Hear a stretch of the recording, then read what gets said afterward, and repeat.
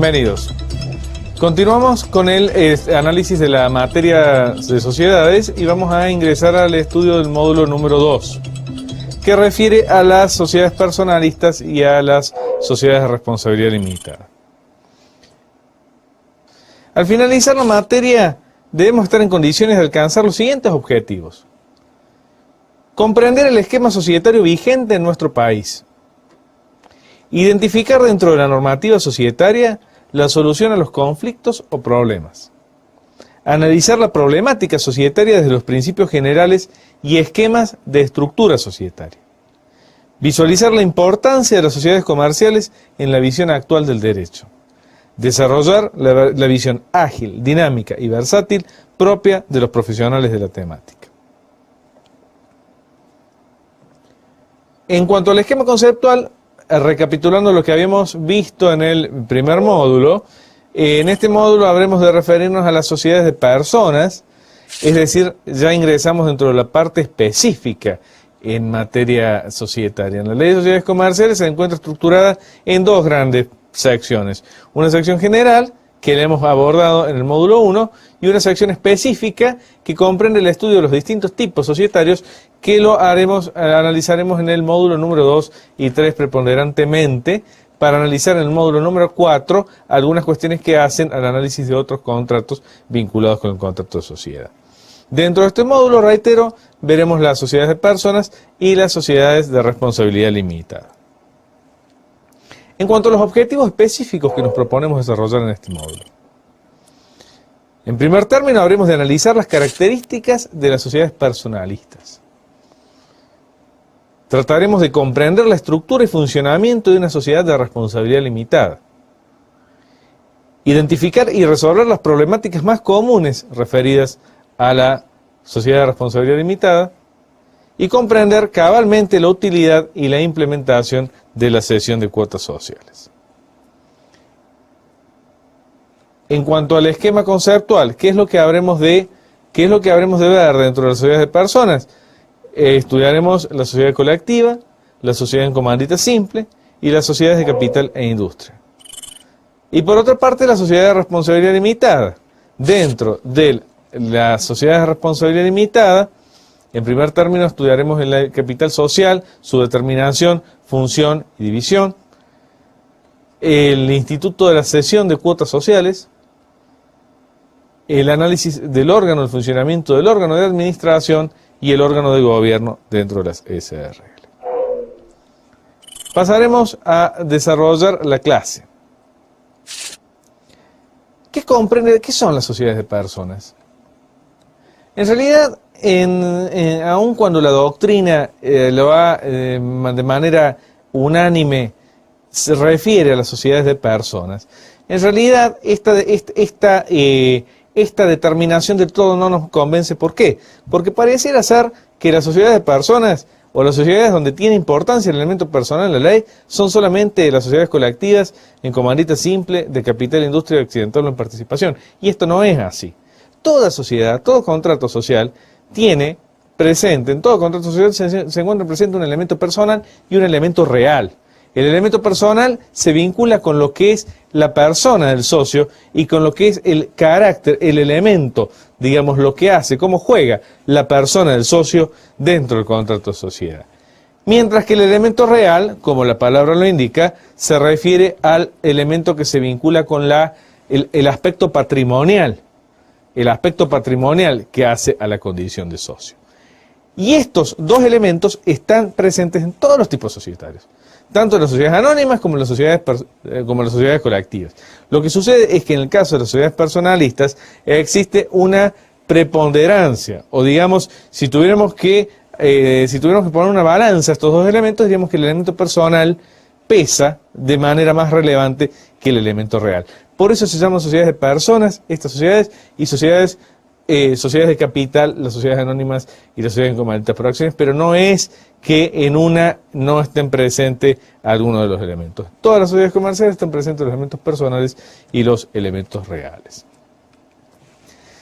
En cuanto a las sociedades colectivas, el análisis de las sociedades colectivas, la regulación está comprendida a partir del artículo 125 de la ley, ¿Cómo caracteriza la norma a este tipo de sociedades?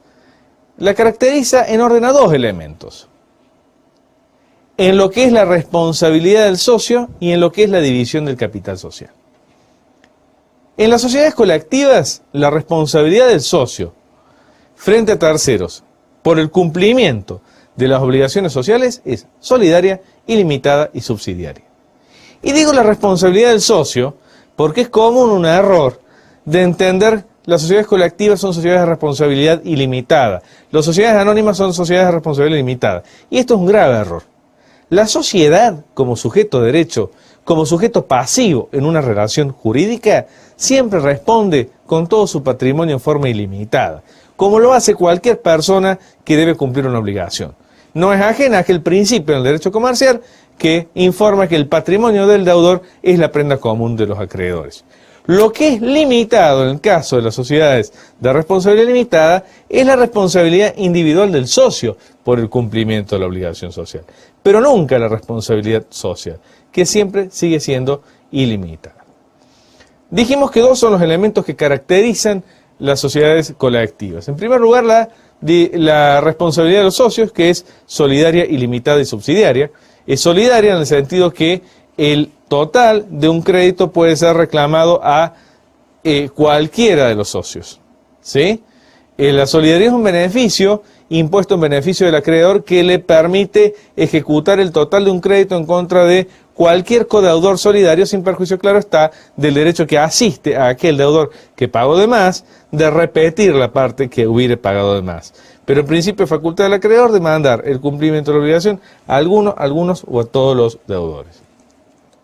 Es ilimitada porque en realidad el límite, en el caso de las sociedades colectivas, es el monto del crédito. Es decir, el acreedor puede reclamar a la sociedad y en forma subsidiaria al socio el cumplimiento íntegro de la obligación, sin que el socio pueda oponer algún tipo de limitación. Y es subsidiaria porque la responsabilidad del socio, la responsabilidad personal es subsidiaria. La subsidiariedad presupone la existencia de un obligado principal. Una obligación subsidiaria presupone la existencia de un obligado principal. ¿Cuál es el obligado principal? La sociedad. Frente al incumplimiento por parte de la sociedad, sobreviene la obligación del socio de atender la obligación incumplida por la sociedad. Pero, en este sentido, el socio en una sociedad colectiva goza del beneficio de excusión y de división. Es decir, el acreedor, para poder accionar en contra del patrimonio individual del socio por una obligación social, debe previamente acreditar que ha executado el patrimonio social, es decir, que ha accionado, que ha ejecutado el patrimonio social y que no ha podido ver satisfecho su crédito. En cuanto al nombre, estas sociedades, en las sociedades colectivas, las sociedades colectivas pueden actuar bajo la forma de una razón social o bajo la forma de una denominación. La razón social constituye una forma de nombre de las sociedades colectivas que es indicativa de la responsabilidad solidaria, subsidiaria e ilimitada del socio. Se integra con el nombre de algunos o todos los socios con responsabilidad solidaria e ilimitada. Mientras que la denominación social no refiere a la responsabilidad del socio. Siempre que actúe, ya sea con la forma de una razón social o una denominación, debe, frente a terceros, aclararse digamos, en la denominación que se está en presencia de una sociedad colectiva mediante la indicación de la sigla, mediante la indicación directamente del término sociedad colectiva o la abreviatura. Esto es justamente en función, recapitulando lo que habíamos visto con anterioridad, en clases anteriores, en orden a la importancia que tiene el tipo societario en cuanto indica a los terceros el régimen de responsabilidad, representación y demás. Por eso es que siempre debe indicarse el tipo social. ¿Quiénes administran las sociedades colectivas? La administración, en el caso de las sociedades colectivas, está en cabeza de los socios. Si el contrato no hace alguna estipulación en particular, se entiende que la administración recae en cabeza de cualquiera de los socios. El contrato podría establecer algún régimen de administración. Y este régimen de administración, según integren el órgano 1 o varios administradores, puede ser, digamos, y el órgano de administración puede ser plural o individual. En el caso del órgano de administración plural, el régimen puede ser conjunto o indistinto.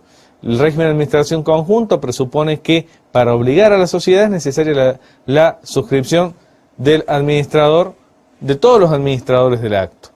Mientras que cuando el régimen de administración es indistinta, cualquiera de los socios, cualquiera de los administradores obliga a la sociedad indistintamente. Sin perjuicio de esto, debemos recordar que en el régimen general, en la parte de administración, existe una excepción a la infracción del régimen plural que está contenida en la norma del artículo 58 de la ley, y es para el caso en el cual una sociedad en la cual el régimen de administración sea plural, algún administrador actúa en infracción, pero sea a través de la celebración de un contrato de adhesión, un contrato concluido mediante un formulario, mediante títulos valores o entre ausentes. En estos casos, aun cuando se contravenga el régimen de administración plural, se entiende que la sociedad, digamos, no puede invocar la infracción al régimen de actuación. Esto es por la especial forma de contratación y porque en el caso de los títulos valores, el principio de la autonomía de abstracción de los títulos de créditos es incompatible con otra forma de regulación. Los contratos entre ausentes, los contratos de adhesión, son contratos en los cuales se protege al co-contratante. Y es por esta protección que se establece esta solución. El gobierno de las sociedades colectivas. En las sociedades colectivas, las decisiones se adoptan en el marco de lo que son las reuniones de socios. Recordemos lo que vimos clases anteriores, autoorganicismo, no existen órganos diferenciados para el cumplimiento de distintas funciones que hacen la gestión social. ¿Quiénes gobiernan? Los socios. Dentro de la reunión de socios podemos distinguir las resoluciones que producen la modificación del contrato social de aquellas que no producen la modificación del contrato social. Si es una modificación que produce la modificación, si es una decisión de gobierno que produce la modificación del contrato social, la mayoría necesaria es la unanimidad, excepto pacto en contrario. Y esto también constituye una derivación del carácter personalista de estas sociedades. Esto es una derivación del carácter personalista, la regla sea la unanimidad. Mientras que las decisiones que no hacen a la modificación del contrato social pueden ser adoptadas por mayoría simple. En cuanto a la fiscalización en este tipo de sociedades está en cabeza de los socios, siendo aplicable en un todo lo dispuesto por el artículo 55 de la ley, norma que recepta el tratamiento del derecho de información y que faculta a los socios a requerir información a los administradores, a acceder directamente a la documentación contable sin ningún tipo de cortapisas. Al no existir un órgano de fiscalización específica en el caso de las sociedades colectivas, la fiscalización la efectúan de manera directa los socios. Por último, en cuanto a la actividad en competencia, en las sociedades colectivas dijimos que los administradores administran los socios. Si administran los socios y los socios conocen los negocios, conocen, digamos, lo que es el know-how, lo que es el negocio, va del suyo que admitir la actuación en competencia de un socio pone en riesgo el interés social, puesto que esta actividad del socio en una empresa de igual objeto, en la competencia, este socio al conocer, digamos, el manejo interno de la sociedad, esta información puede ser utilizada en detrimento del interés social. De ahí que en este tipo societario, salvo pacto en contrario, se encuentra proscripta la actividad en competencia, siendo una causal de exclusión. Una de las causales de exclusión que nos hemos referido con anterioridad. En momentos nos adentraremos a analizar los restantes tipos societarios que componen este bloque. Muchas gracias.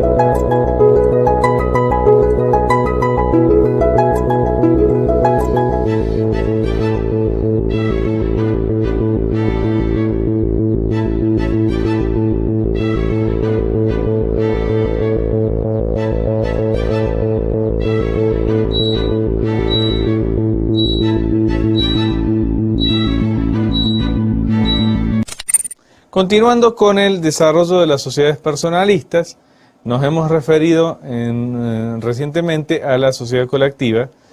En esta oportunidad habremos de analizar la estructura legal de las sociedades en comandita simple.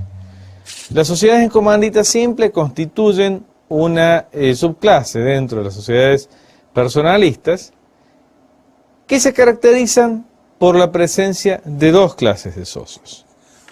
Los socios comanditados, que responden frente a terceros por las obligaciones sociales del mismo modo que los socios de las sociedades colectivas, es decir, en forma ilimitada, solidaria y subsidiaria.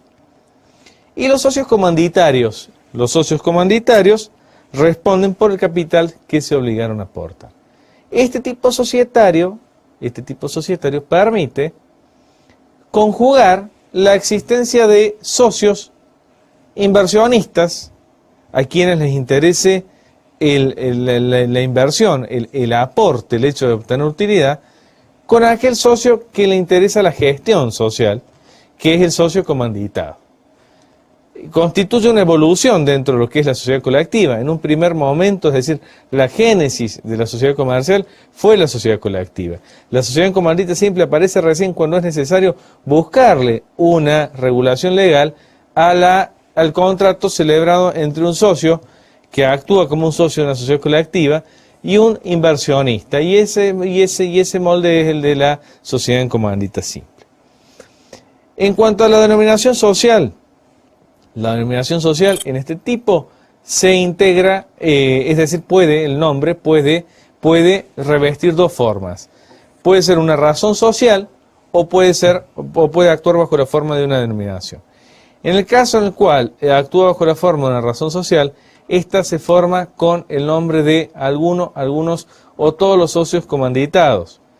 Mientras que cuando se actúa bajo la forma de una denominación, la denominación social, como no es indicativa de responsabilidad, en realidad, digamos, aquí es irrelevante. Cuando actúa bajo la forma de razón social, como dijimos recién, los únicos nombres que pueden estar son los nombres de los socios comanditados. En cuanto a los aportes, el capital del socio comanditario, que es aquel socio que se obliga por el capital suscripto, solamente puede aportarse bienes susceptibles de ejecución forzada.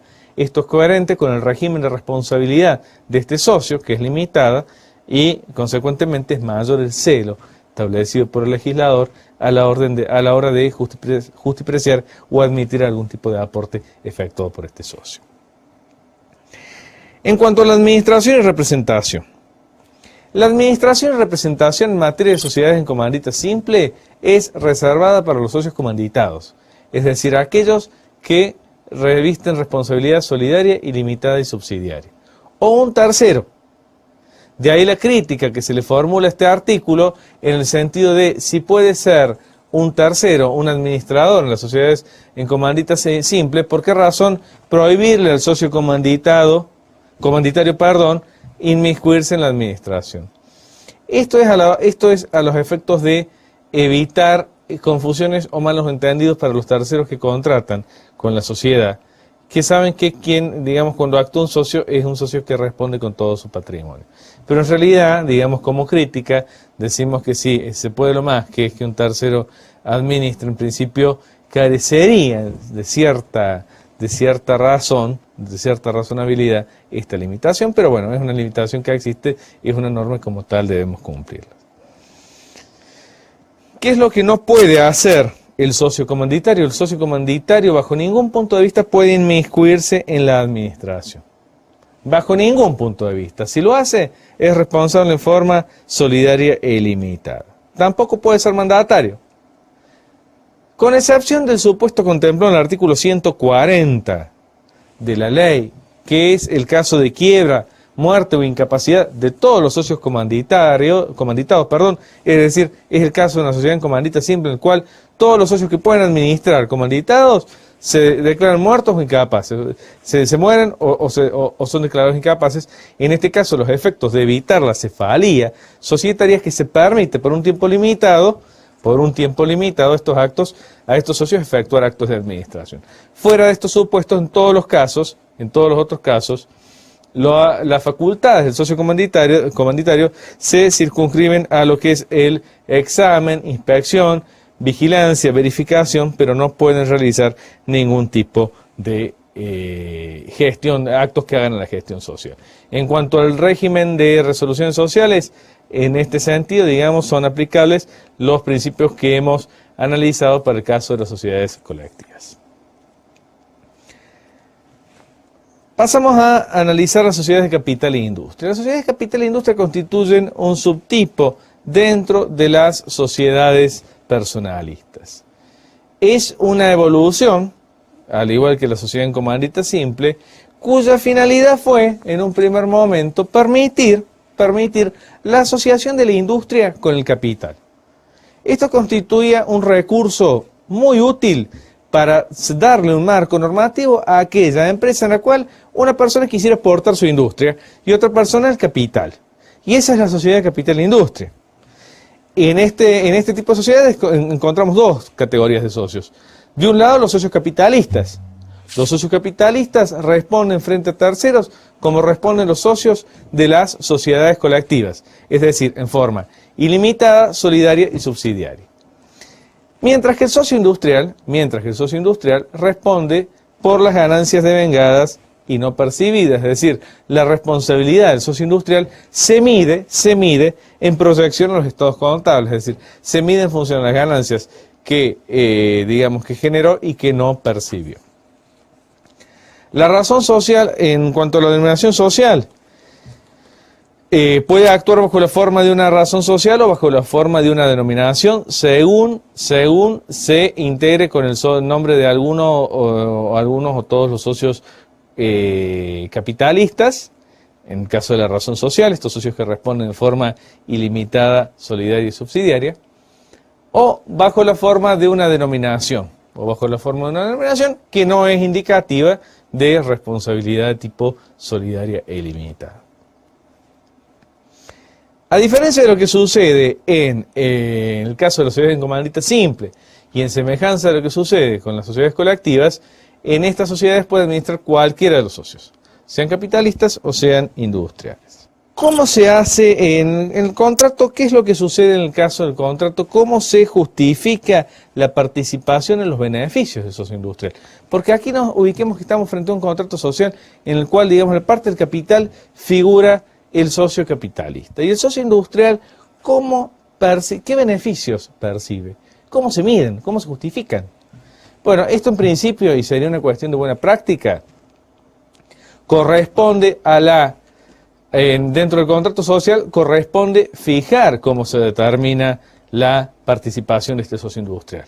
Porque el socio capitalista será en función de las utilidades y en proporción al capital social, pero el socio industrial es un socio que aporta a la industria. En defecto de regulación contractual, las ganancias serán determinadas judicialmente. En cuanto a las resoluciones sociales, se aplica lo dispuesto en el artículo 139 de la ley, que hemos visto recién en el caso de las sociedades en comandita simple, sin perjuicio de que la participación del socio industrial se cuenta como el capitalista de menor aporte, es decir, nos imaginemos una reunión de socios en la cual concurran los socios capitalistas y los socios industriales. Los socios capitalistas tenemos en una sociedad un socio A, que es titular de una parte que representa el 30% del capital social, un socio B, que es titular de una parte que representa un 50%, y un socio C de un 20%. La sumatoria de estos porcentajes asciende al 100%. Y nos encontramos con un socio industrial. ¿Cómo computamos el voto de este socio industrial que no tiene una representación en el capital como lo tienen los capitalistas? Bueno, aquí en primer término habrá que estar al contrato. Si no tenemos, digamos, algún tipo de regulación dentro del contrato, el voto del socio industrial será como el del capitalista de menor aporte. Es decir, en el caso que indicamos recién, A el 20%, B el 30%, C el 50%, será asimilable al voto de A, que es el capitalista de menor aporte. En cuanto a la muerte, incapacidad o inhabilitación del socio administrador, quiebra. Recordemos cuando vimos las sociedades en comandita simple, que en el caso en el cual El socio comanditario, en la sociedad comandita simple, le estaba vedado acceder a la administración, ¿sí? So pena de incurrir en una responsabilidad solidaria limitada, excepto que se tratara de un caso de quiebra, muerte o incapacidad. En este caso, este socio temporalmente, por un plazo determinado, podía realizar actos de administración. ¿Qué sucede en el caso de las sociedades en capital e industria? En el caso de las sociedades de industria nos enfrentamos a un tipo societario que no contiene una restricción del tipo como contiene las sociedades en comandita simple. Pero cuando el socio industrial no ejerce la administración, la solución aplicable es la misma que en el caso de las sociedades en comandita simple, es decir, durante este lapso de tiempo, el socio se aplica, digamos, la posibilidad, cuando el socio industrial no ejerce la administración y en un supuesto de cefalía por muerte, quiebra o incapacidad del socio capitalista, se aplica la solución del artículo 140, es decir, este socio industrial podrá en este caso, y siempre que no ejerza con habitualidad la administración, podrá realizar la administración de la sociedad, administrar la sociedad por un plazo acotado en los mismos términos como si se tratara de un socio comanditado en el caso de las sociedades comandita simple. En cuanto a las sociedades, ¿qué podemos decir acerca de las sociedades capital e industria? Tanto el caso de las sociedades en comandita simple como las sociedades en capital e industria constituyen tipos societarios de muy poca aplicación en la práctica, poquísima aplicación en la práctica. Si sociedades colectivas hay pocas, sociedades en comandita simples hay menos y sociedades en capital e industria hay menos todavía. ¿Cuál fue, digamos, el sentido de las sociedades en capital e industria y cuál fue, digamos, qué es lo que pasó? En realidad, las sociedades de capital e industria, si a mí me preguntan, constituían una herramienta muy valiosa al servicio de la conjunción del capital y de la industria, pero de la industria y no del trabajo. Y ese constituyó uno de los principales puntos débiles de este tipo societario. ¿Por qué? Porque lamentablemente la crítica que se le formula a este tipo societario es que ha sido utilizado para encubrir formas de relaciones laborales. Y como todos sabemos, el derecho laboral es de orden público y en el derecho laboral prima el principio de la realidad. Es decir, sea cual sea la forma que las partes quieran, el nombre que se le quiera dar a un contrato, siempre que estamos en presencia de los elementos que configuran la relación laboral, cuáles son la genuidad en los riesgos y la nota de subordinación, estamos en presencia de un contrato de trabajo y esto desplaza cualquier tipo de regulación contractual que se haya querido dar a esta forma. Y lamentablemente este tipo societario, si no se delimita con la suficiente claridad y la suficiente transparencia esta situación, puede, digamos, en la práctica dar lugar a una situación de este tipo. De ahí que la doctrina y la jurisprudencia han insistido en que uno de los principales inconvenientes que ha tenido la utilización de este tipo es que a veces se la ha mal utilizado y a veces se ha confundido una relación de un socio industrial con una relación de un trabajador.